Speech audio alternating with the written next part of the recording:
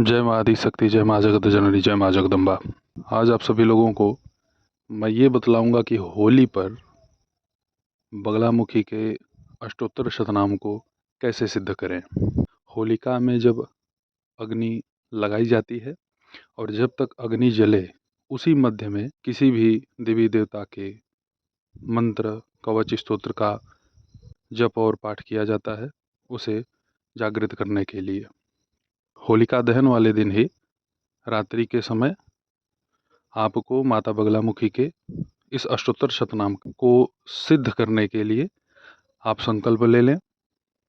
किसी भी देवी के मंदिर में या किसी भी शिवालय में आप जा कर के माता बगलामुखी के इस अष्टोत्तर शतनाम का एक बैठे ही कम से कम 51 पाठ करें। उसके बाद बगलामुखी के प्रत्येक नामों से आप हवन कर दें।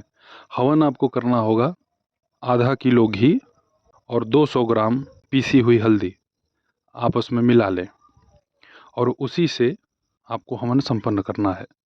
बहुत ही कम समय में शीघ्र यह क्रिया लाभ प्रदान कर देगा। बहुत अत्यधिक इसमें ताम झाम करने की कोई आवश्यकता नहीं है। माता बगलामुखी केवल भाव देखती है, क्रियाओं में फंसाने का कार्य माँ नहीं करती। जितनी श्रद्धा, जितने भाव, जितने समर्पण आप माता बगलामुखी के प्रति रखेंगे, उतना ही शीघ्र आपको माता बगलामुखी लाभ प्रदान करेगी। जिस भी देवी देवता के मंदिर में आप माता बगलामुखी की इस क्रिया को संपन्न करेंगे, उसमें जो भी विग्रह होगा, किसी भी देवी किसी भी देवता का, उन्हें आप पीले फूल की माला अवश्य चढ़ा दें, किशमिश का भोग लगा दें। कुश के आसन पे बैठ कर के मंत्र जपना है। कुश के आसन पे पीले रंग का कोई भी वस्त्र फैला लें। उसी पर बैठ कर के उत्तर दिशा की तरफ मुख करके आपको इस अष्टोत्तर शतनाम स्तोत्र का जप संपन्न करना है। और मंदिर के बाहर आप हवन करने का प्रबंध अपना बना के पहले से ही रखें कि आपका जप इधर पूर्ण हो, उसके तत्पश्चात आप बाहर निकल के हवन संपन्न कर लें। अगर आप बगला अष्टोत्तर शतनाम का 51 पाठ करते हैं तो आपको प्रत्येक नामों से 51 बार हवन भी करना होगा। और 51 बार हवन कैसे, इसको आप यहाँ समझ लें। एक पाठ करेंगे 108 नामों का, तो उन प्रत्येक 108 नामों का हवन आपको, जो मैंने पहले सामग्री बतलाई है, उसी से संपन्न करने हैं। जैसे ओम बगला विष्णु वनिता विष्णु शंकर भामिनी, यह स्तोत्र है, परंतु जब आप इसकी आहुति प्रदान करेंगे, ओम बगलाय स्वाहा, ओम विष्णु वनिताय स्वाहा, इस तरीके से आपको आहुति प्रदान करनी है। प्रत्येक नामों के बाद आपको स्वाहा लगाना है। तो एक पाठ, फिर एक पाठ का हवन, फिर एक पाठ, फिर एक पाठ का हवन। तो ऐसे 51 पाठ होगा, तो 51 पाठ का 51 बार आपको हवन करना है। देखिए, कुछ ऐसी चीज़ें होती हैं ना जिसमें शॉर्टकट नहीं ढूंढना चाहिए। बहुत सारे ऐसे लोग हैं जो बहुत ही कम परिश्रम करना चाहते हैं और लाभ ज़्यादा प्राप्त करना चाहते हैं। और माता पीताम्बरा की शक्ति, इनकी पूर्ण कृपा अगर आप प्राप्त करना चाहते हैं, कम से कम इसमें धैर्य के साथ आपको समय तो देना ही होगा। माता बगलामुखी के अष्टोत्तर शतनाम स्तोत्र का पाठ करने से, हवन करने से आपकी जो भी मनोकामना होगी वह अवश्य पूर्ण हो जाएगी। इससे हर क्षेत्र में लाभ लिया जा सकता है। हाँ, इसमें मैं आप लोगों को एक और बात बतला देता हूँ, बहुत ही महत्वपूर्ण, कि जिसकी उम्र 40 वर्ष के अंदर है वह 21 पाठ कर सकते हैं, चाहे वो स्त्री हो चाहे पुरुष हो। तो यहाँ 21 पाठ का 21 हवन होगा। सारी पद्धतियाँ पहले जैसे ही होंगी और आपको लाभ उतना ही मिलेगा। चाहे आप 51 पाठ कर दीजिए, चाहे आप 21 पाठ कर दीजिए, चाहे आपके पास सामर्थ्य है तो आप 111 पाठ कर दीजिए। जिसको यह पाठ कंठस्थ हो उसको इसका 108 पाठ करने में ज़्यादा समय नहीं लगेगा। लेकिन जो लोग अभी इस अष्टोत्तर शतनाम को प्रारंभ करेंगे, उनके लिए बहुत समय लग जाएगा। तो आप सब आम की लकड़ी पर ही इस हवन को संपन्न करें। जब आप माता बगलामुखी के अष्टोत्तर शतनाम का पाठ करें तो भी आपके सन्मुख 5 दीपक जलने चाहिए, और जब आप हवन करें तो भी आपके हवन कुंड के समीप में 5 दीपक घी के ही जलने चाहिए। अल्प समय में बृहद लाभ माता बगलामुखी के अष्टोत्तर शतनाम स्तोत्र से आपको मिल जाएगा।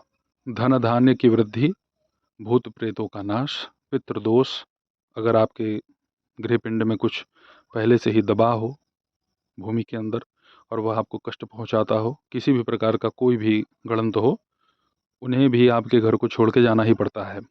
क्योंकि 108 नाम है ना माँ के, और माता के 108 नाम इनके 108 स्वरूपों को दर्शाता है।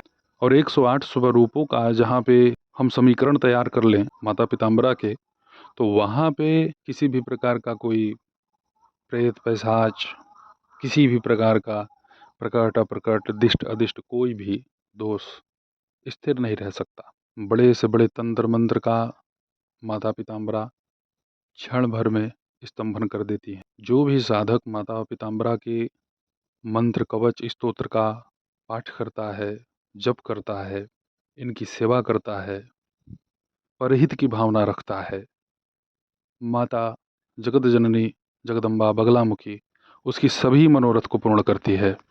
अगर आप लोगों को ये पहली विधि थोड़ी कठिन लगे, ऐसा प्रतीत हो कि ये हमसे नहीं हो पाएगा, तो इसमें मैं आप सभी लोगों की सुविधा के लिए बड़ा ही संक्षिप्त और शीघ्र फलप्रद एक और प्रयोग बतला देता हूँ। इस प्रयोग में आपको माता बगलामुखी के इस अष्टोत्तर शतनाम स्तोत्र का 11 बार पाठ करना है। और चाहे आप चंपा के फूल ले लें, चाहे पीले फूल में पीले कनेर का जो फूल होता है उसको ले लें, और उसे आपको घी में डुबाना है। आम की लकड़ी कपूर से अग्नि प्रज्वलित कर लें हवन कुंड में। आम की लकड़ी पर आप ये हवन संपन्न कर दें। पीले पुष्पों को घी में डुबा करके सीधे अग्नि में अगर आप हवन करते हैं तो माता बगलामुखी आप पर शीघ्र प्रसन्न होती है, और कहीं न कहीं से धन का प्रबंधन अवश्य बना देती है। शीघ्र माँ को अगर अपने निमित्त प्रसन्न करना है, उन्हें रिझाना है, तो खड़ी हल्दी से भी आप हवन कर सकते हैं। जो हल्दी की गांठें हैं आप उससे हवन कर सकते हैं। और माता पीताम्बरा के अष्टोत्तर शतनाम स्तोत्र का आप 11 पाठ करें, 21 पाठ करें, 51 पाठ करें, 108 पाठ करें, 111 पाठ करें, जैसा आपके पास समय है। होलिका दहन के ही समय की मैं बात बतला रहा हूँ। आपकी रक्षा, आपके परिवार घर की रक्षा माता पिताम्बरा अवश्य करेगी। ये मेरा परीक्षित प्रयोग है। बहुत सारे लोगों को मैंने इससे लाभ दिलवाया है। इन दोनों प्रयोगों में से जो आपके लिए ज़्यादा उचित हो आप उसे करें। माता बगलामुखी आप सभी के मनोरथ को पूर्ण करें, आप सभी की रक्षा करें। ऐसे ही आप सभी लोगों के सन्मुख मैं उपस्थित होता रहूँगा दिव्य चमत्कारिक विषयों के साथ। तब तक आप सभी अपना ध्यान रखें, सुखी रहें, स्वस्थ रहें। जय माता दी, हर हर महादेव।